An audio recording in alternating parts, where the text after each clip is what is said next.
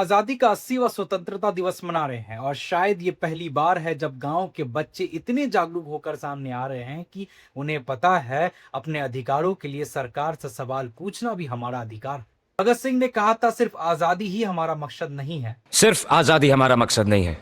आजादी का मतलब क्या है? कि हुकूमत अंग्रेजों के हाथों से निकलकर मुट्ठी भर रईस और ताकतवर हिंदुस्तानियों के हाथ लग जाए। क्या यही आजादी है? इससे आम इंसान की जिंदगी में कोई फर्क आएगा? क्या मजदूर और किसान वर्ग के हालात बदलेंगे? उन्हें उनका सही हक मिलेगा? नहीं। आजादी सिर्फ पहला कदम है कॉमरेड्स। मकसद है वतन बनाना। तो जरा सोचिए, जिस देश में हमें सालों से बताया गया कि भारत की आत्मा गांव में बसती है और उसी गांव की नींव बच्चों की शिक्षा व्यवस्था का क्या हाल किया गया। गांव के स्कूलों को कमजोर किया गया, सुविधाएं कम होती गई और दूसरी तरफ निजी स्कूलों का विस्तार होता गया। नतीजा, गरीब और ग्रामीण परिवारों के बच्चों के लिए अच्छी शिक्षा तक पहुंचना मुश्किल होता गया।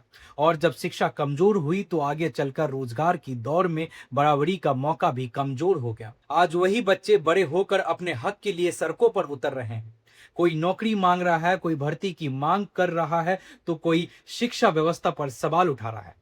ये सिर्फ एक पीढ़ी का सवाल नहीं है, ये उस व्यवस्था से सवाल है जिसने बच्चों के भविष्य की नींव को कमजोर किया। आजादी का मतलब सिर्फ झंडा फहराना नहीं है। आजादी का मतलब है सवाल पूछने की आजादी, अच्छी शिक्षा पाने का अधिकार और बराबरी का अवसर, अपने भविष्य का फैसला करने का हक। और अगर आज गांव का बच्चा सरकार से सवाल पूछ रहा है तो शायद हमें उससे डरने के बजाय उसकी आवाज सुनने की जरूरत है।